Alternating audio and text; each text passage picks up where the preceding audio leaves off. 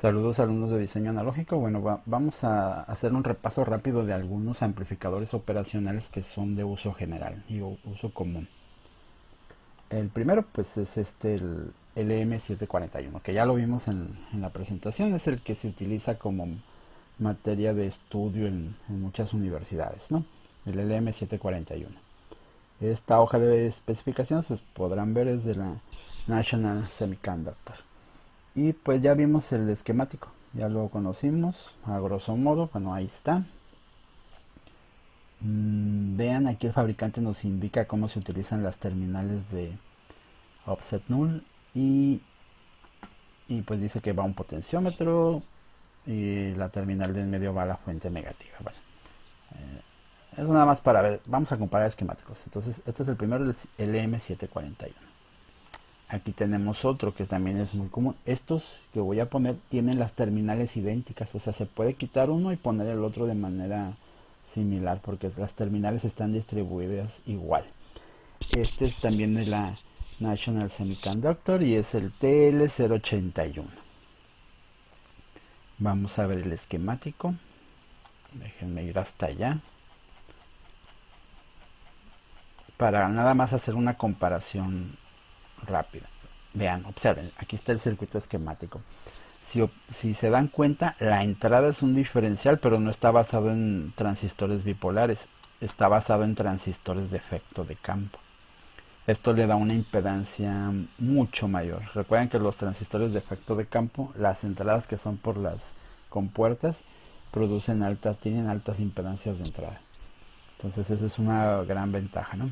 Y pues se ven diferentes circuitos, no tan comunes como lo clásico, los circuitos clásicos, pero son fuentes de corriente. Están utilizando fuentes de corriente en lo que vendría a ser los emisores o el equivalente a los emisores del diferencial que vimos, y en los colectores el diferencial que vimos.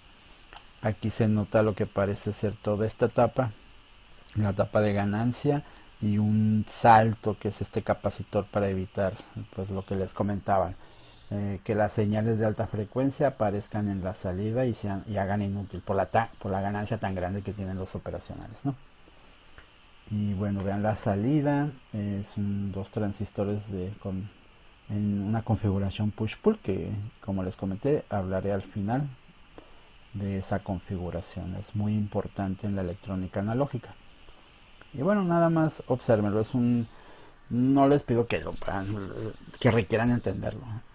Recuerden que es un equipo de trabajo quienes desarrollan estos circuitos y es gente con mucha experiencia, y son muchos ellos los que trabajan para dejar un, un aparato, un circuito que tenga muy buenas características. Solamente la razón es poder verlo. Y como les comento, la configuración de este circuito es idéntico al 740. Bueno, me refiero no internamente, sino por fuera. Como usuario, las terminales, la 1 es equivalente en los dos circuitos. La 2 es equivalente. Las entradas y las salidas están en el mismo lugar. Inclusive, el ajuste de ese offset de salida está en el mismo lugar. Entonces se puede quitar uno y poner el otro de igual forma sin tener que alterar físicamente el circuito externo. Entonces ahorita hablaremos de algunos detalles más. Vamos a ver otro. Este es el LM118. Bueno, lo descargué por esto, el LM318. El LM318 también tiene la misma distribución de terminales. Vamos a ver su circuito esquemático. Vean que su circuito esquemático es bastante más elaborado. La característica de este amplificador es que funciona para un rango de frecuencias mucho más alto que los otros. El anterior, el TL, la familia TL, tiene una característica que es la alta impedancia de entrada. Ya vimos que utilizaron amplificadores de efecto de campo. Este tiene como característica primordial el poder trabajar con frecuencias más altas. Vean que es una estructura bastante más elaborada, mucho más elaborada. inclusive tiene aquí diodos a la entrada. Eso limita la señal, la señal, los voltajes diferenciales que pueden ingresar. Son para señales pequeñas en términos generales. La salida, observen, es un push pull a la salida, pero no es común, no es tan no es tan típico este circuito. No es que sea nuevo, pero es bastante más complejo que los otros dos, de hecho, que vimos. Y hablaremos un poquito de sus características ahorita que hagamos un resumen. Nada más es para que lo tengan como punto de comparación, ¿sí? Y vamos a ver este cuarto, el LM1458. Esta es una hoja de... Así me faltó del anterior. Es una hoja de la Texas Instruments, la hoja de especificación. Este 1458 dice que es de la Fairchild. Y vean, este amplificador me agrada mucho, porque es un amplificador. Aquí está su diagrama esquemático. Es prácticamente el 741. Es casi idéntico. O podrían considerar como el mismo en características, y inclusive internamente es muy similar. Bueno, me agrada por esta razón. Aquí lo ven en esta distribución. Este sí no es equiparable con el 740. No se puede quitar aquel y poner este. Pero este tiene también 8 terminales, igual que el 741. Pero tiene 2 amplificadores operacionales. ¿Cómo es que caben 2 en las mismas terminales? Bueno, pues lo que ocurre, recordarán que el 741 tiene sus 2 terminales para ajustar el offset a la salida de manera manual. 2 terminales y una terminal que no se utilizaba. Son 3 terminales. Pues aquí esas 3 terminales están usándose para otro amplificador operacional. Tiene una salida y 2 entradas, la inversora y la no inversora. Bueno, pero ¿qué implicó? Que no requiere terminales de ajuste de offset. Implica que este amplificador operacional ajusta su offset de manera automática. Entonces no necesita ser colocado nada externamente. A lo largo de su vida se ajusta de manera automática. Curiosamente intentaron que fuera el gemelo del 7, no el gemelo, el parecido al 741 mejorado. Ya es un amplificador antiguo, no tan antiguo como el 741, pero tiene esas características, es muy similar en sus características. Y entonces en un solo paquetito pues aparecen 2. Y me agrada mucho precisamente porque a lo largo de su vida el offset no va a ser bajo, sin necesidad de estarlo ajustando. Muy bien. Y aquí tengo otro más, que tampoco es equiparable en las terminales. Este es de la National Semiconductor y vean, es el LH0005. Es un amplificador operacional muy antiguo. Inclusive es más antiguo que el 741. Lo traigo aquí por la importancia para la práctica.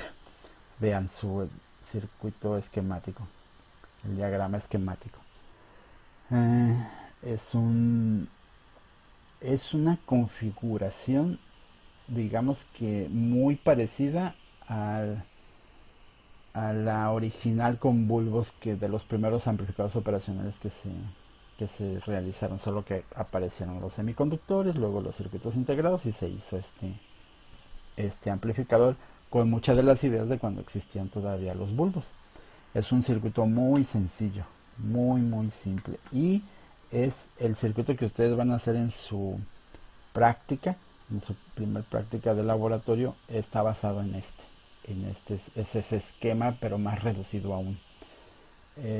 Es este circuito. Lo van a hacer antes de llegar a la práctica, obviamente, en taller. Entonces el diseño va a estar basado en este circuito.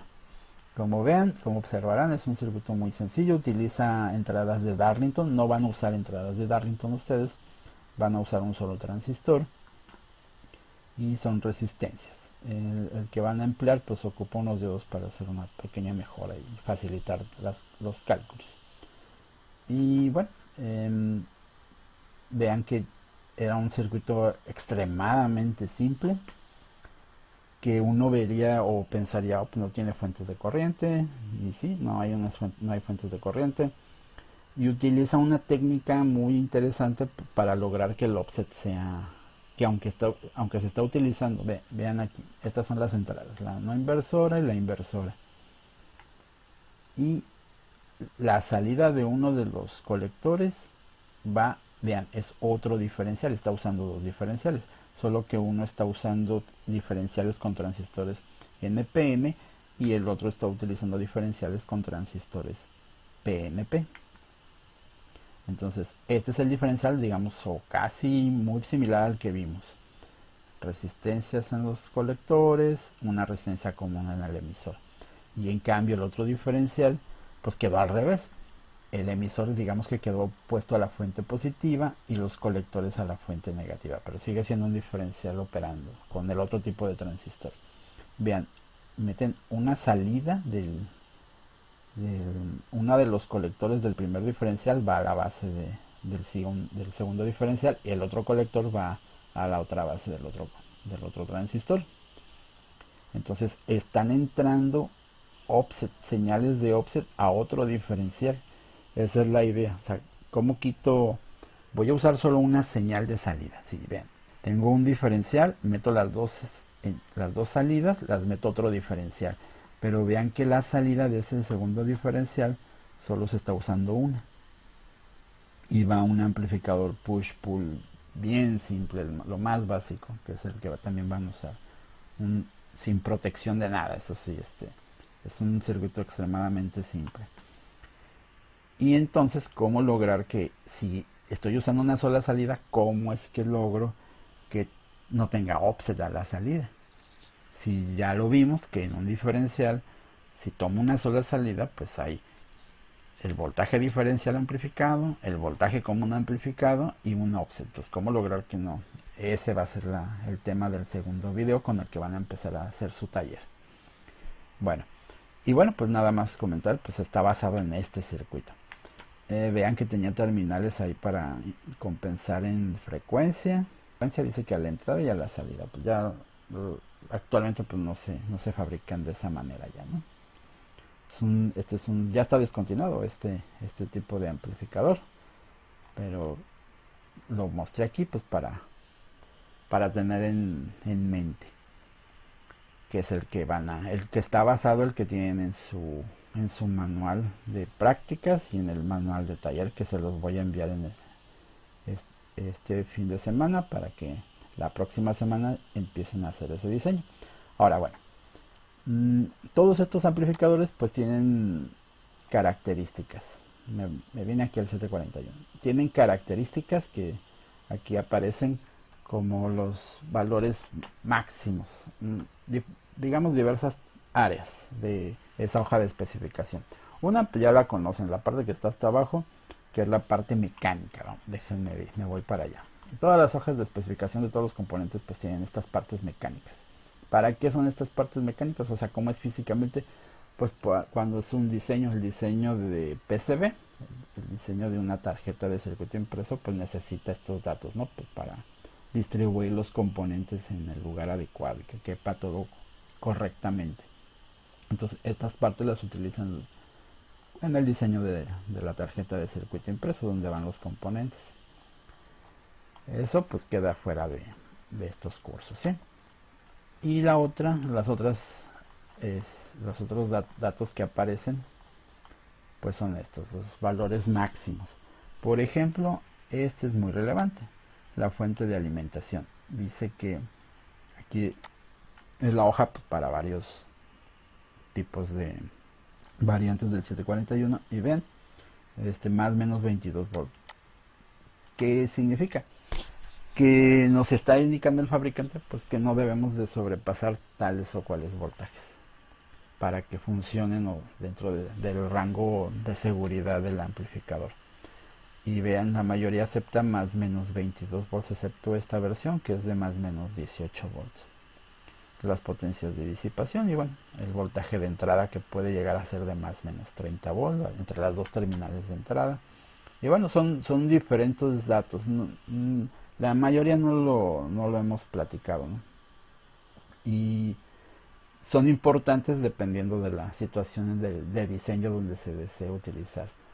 Si algunos los van a utilizar, muy pocos realmente, algunos son muy obvios, por ejemplo el voltaje de alimentación. Yo les voy a dar las fuentes de alimentación, pero van a ser mucho menores a estas. La idea es que utilicen un OPAN siempre de uso comercial, que cae dentro de estos que aquí estoy poniendo como ejemplos. Entonces nunca habrán de pasar de esas fuentes.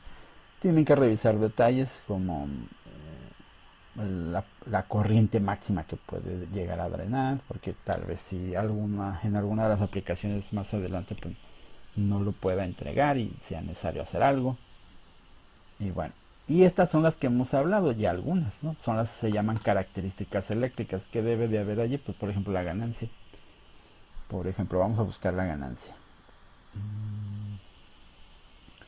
La ganancia, la, bueno, hay varias maneras de buscar. Una de ellas es por las unidades, ¿no? Vean, acá unidades, y buscamos unidades de ganancia y decimos, ganancia de voltaje, pues no debe tener unidad. Entonces buscaríamos ahí, pues no debe haber unidades. Aquí son watts, amperes, volts por microsegundo, megahertz, decibeles, miliamperes, volt.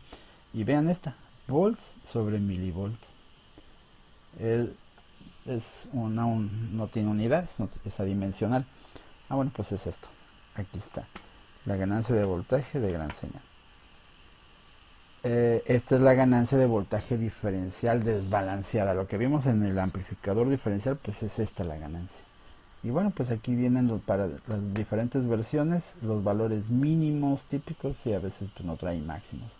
Depende de la razón de existencia de cada uno de ellos, ¿no? A veces son utilizados como circuitos digitales, entonces con el valor mínimo será suficiente. Cuando son analógicos, pues sí debería de tener el valor típico, porque es el que vamos a tener que asumir. Y bueno, pues vean lo que está diciendo, que este 741 tiene una ganancia de voltaje diferencial de 200.000 200 volts por cada milivolt, 200.000 de ganancia. Y así, por ejemplo, aquí está el otro dato relevante, el factor de rechazo de modo común, las condiciones de prueba bajo las que se tomó, y dice que el valor típico son de 90 decibeles. 90 decibeles. Y así. Bueno, entonces tomando de aquí, de cada uno de estos amplificadores, algunos datos, preparé una hoja de resumiendo algunos datos de ellos. Bien. Ya observaron la hoja, es una hoja extensa, bueno, tiene muchos datos más. Estos son, yo creo, los más relevantes. En realidad todos son importantes, pero depende de la situación. Por ejemplo, las temperaturas. ¿Cuánto soporta de temperatura?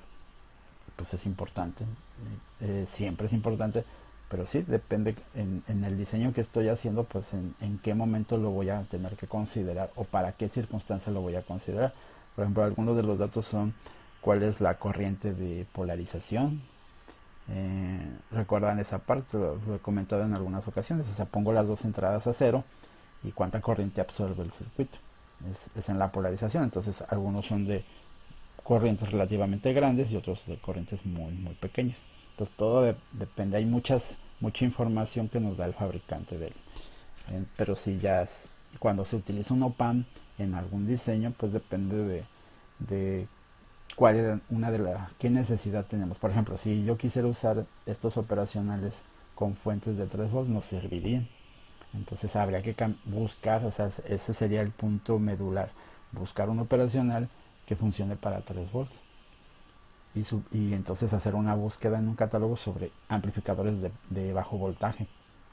Inclusive si yo requiriera o tuviera una alimentación de 1 volt y no encontrara en el mercado nada que pudiera operar con ese volt, tendría yo que hacer entonces otro circuito que elevara el voltaje, por ejemplo, y aún así utilizar o buscar un amplificador operacional que sea de bajo voltaje, pero quizá no tan bajo. Entonces esos son los pasos, o sea, ir resolviendo el problema que me implique el diseño. o sea, las circunstancias de ese diseño me dan el camino para irlo resolviendo.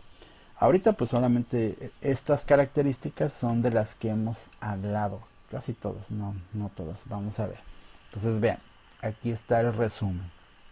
Esta hoja se las voy a hacer llegar, ahí en el correo en el que envié esto, en el que envié las ligas al video. Y vean, viene la característica eléctrica, como pues hemos estado utilizando, el nombre que hemos estado llamándole, por el diferencial de donde partieron. Y como le indica, son los términos que utiliza el fabricante, ¿no? Típicamente. Y bueno, por ejemplo, la ganancia de voltaje diferencial. Ganancia de voltaje diferencial. Y le voy a agregar aquí desbalanceado. Me faltó eso.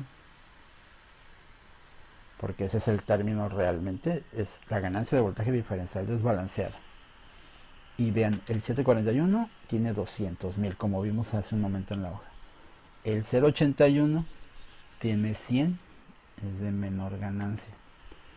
El LM318 también es de 200.000. El 1458, al que venía en empaquetado dos doble, es de 200.000, o sea, igual que el 741. Y el LH005, el que se basa el diseño en el que van a ustedes hacer, pues es de 5, digo de 4. Es una gran diferencia, ¿verdad? O sea, y esto estamos hablando de los años 60, inicios de los años 60. Entonces es una gran diferencia. Luego la impedancia de entrada diferencial. Este también me está faltando. Impedancia de entrada diferencial desbalanceada.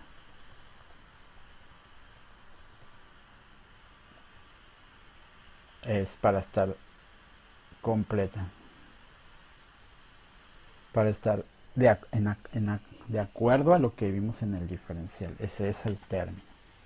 Y vean, el 741 2 mega ohms, el 081 10 a la 6 mega ohms, o sea 10 a la 12, es un tera ohm de impedancia de entrada. El 318 3 mega ohms, el 1458 1 mega ohm y el antiguo 2 mega ohms. Revieron ese antiguo, cuando vimos el esquemático utilizaron de entrada un Darlington, eran dos transistores uno detrás de otro, es una configuración Darlington lo que se utilizó, y pues pudo tener esa impedancia de entrada. Luego la impedancia de salida diferencial, y también esta es desbalanceada. Los fabricantes no lo indican, de los nuevos no lo hacen saber, y de ese antiguo 70 ohms. Este antiguo vieron que solamente la salida era un push-pull sin nada, son 70 ohms. Estos nuevos tienen otras resistencias allí, es mucho mayor a 70 ohms. Tal vez se preguntan, bueno, ¿y por qué no lo ponen los fabricantes? Bueno, la mayoría de los amplificadores operacionales se van a realimentar y esa impedancia se va a reducir. Es una de las características, eso se ve en la siguiente unidad. Ya sé que vamos muy lentamente, pero vamos a llegar a ello. No se preocupen al menos de esa parte. Entonces 70 ohms es una impedancia baja. En general los amplificadores operacionales tienen impedancias relativamente bajas. No llegan ni a 200 ohms. Y cuando se realimentan, cuando se pone un componente de la salida hacia la entrada o alguna de las dos entradas, porque tiene dos entradas, esa impedancia se reduce. Entonces muchos fabricantes pues han considerado que pues no es tan relevante colocar ese valor, porque se reduce bastante. Y bueno, antiguamente sí era importante hacer la indicación. Bueno, el factor de rechazo de modo común, vean, el 741 90 decibeles, el TL081 100 decibeles. ¿Qué significa? Que pues este TL081 es un mejor diferencial, o sea, amplifica más la diferencia que lo común o el promedio de las señales, que el 741. Y son 10 decibeles. Uno podría decir, pues nada más son 10 decibeles. Pues sí, pero recuerden que los decibeles van creciendo de manera logarítmica, entonces esos 10 decibeles es un salto gigantesco, o sea, se ve poco, pero es un salto gigantesco. El 318 son 100 decibeles. El 1458 son 90 decibeles, que como les comento es muy similar al 741. Y vean el antiguo, 60 decibeles. También, ¿no? No diría, de 60 a 90, del 741, es poco. Pero no, fue un salto enorme, es gigantesco. Luego, este término no lo había todavía platicado. Se le conoce en español como velocidad de elevación. También es muy irrelevante, lo voy a retomar ahí en un video, en el pizarrón, ahí lo veremos. Esto tiene mucho que ver con el ancho de banda de ganancia unitaria. Es qué tan rápido puede alcanzar supongamos es un amplificador de 10. Meto un volt que debo de tener a la salida, pues 10 volts. Pero nada es instantáneo, o sea, no va a llegar de estar en cero a lo mejor a tener 10 volts a la salida de manera instantánea. Se toma un tiempo en alcanzar ese voltaje. Bueno, pues esa es la velocidad, o sea, qué tan rápido puede alcanzar ese voltaje. Vean las unidades, son volts por microsegundo. Lo que me está diciendo es una velocidad para alcanzar un voltaje. Vean, el 741.5 volts por microsegundo, o sea, va creciendo el voltaje, pero es muy lento realmente.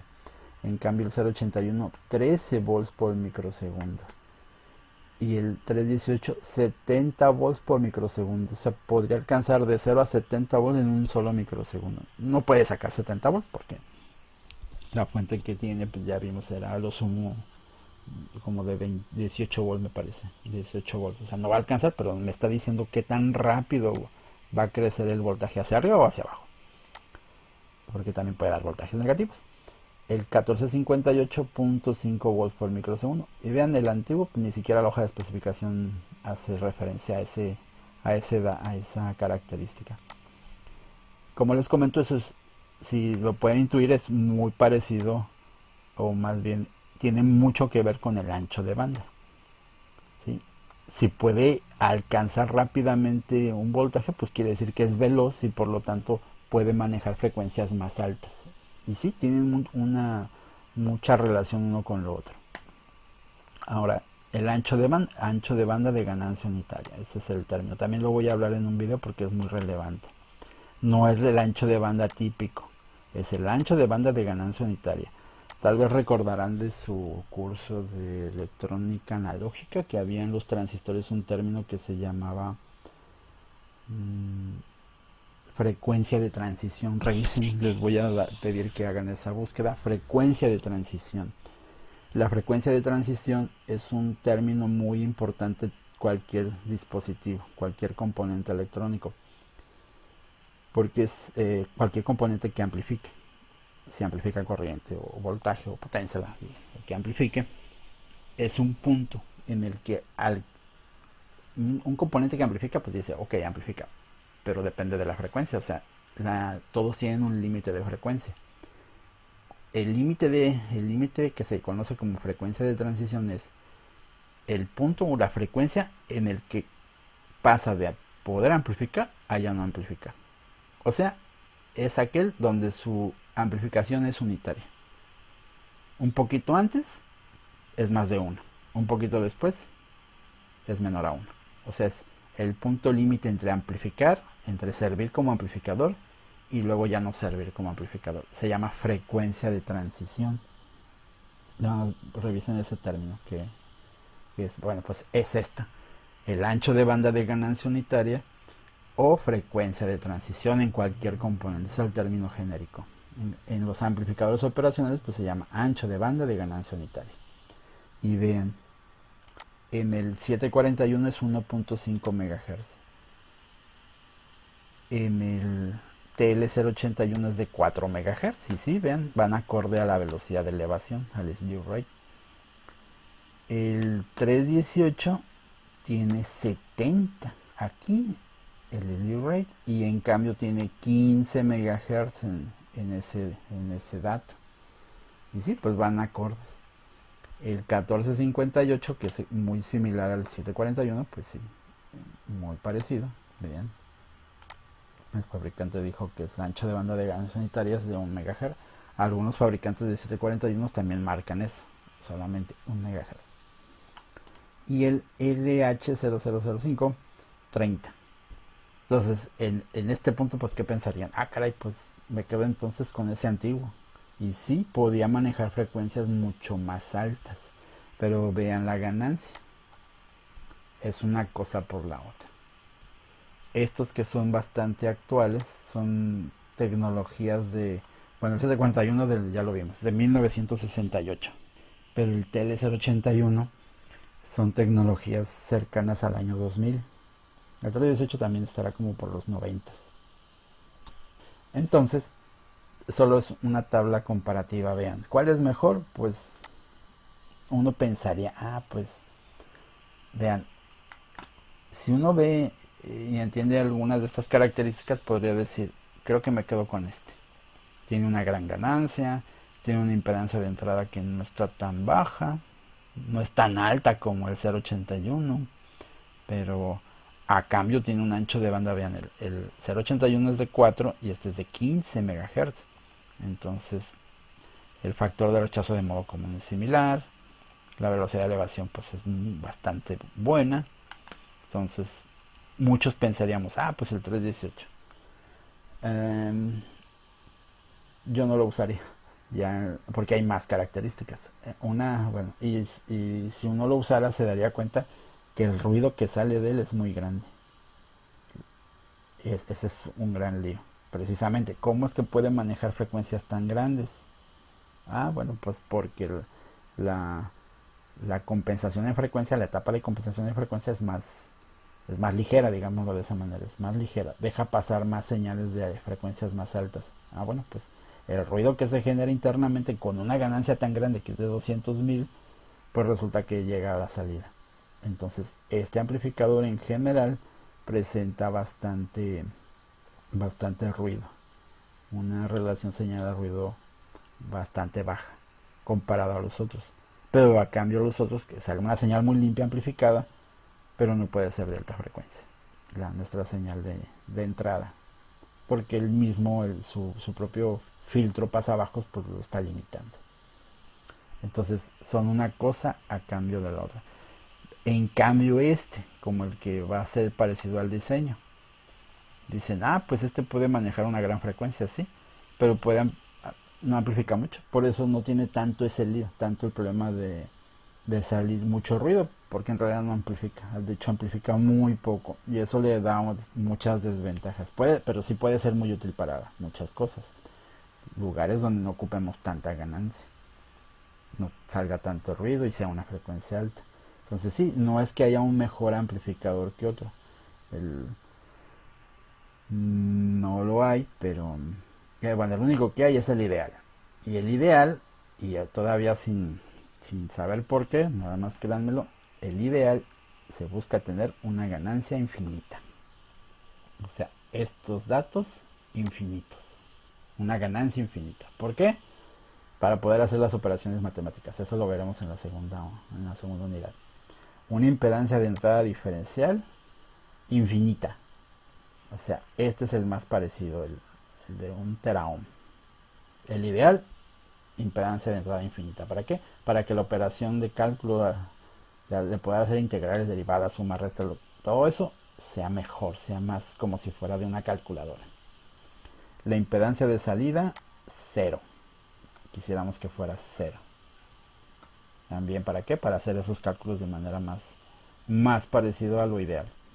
El factor de rechazo de modo común, infinito también, sería en el caso ideal. Lo voy a agregar aquí, ideal.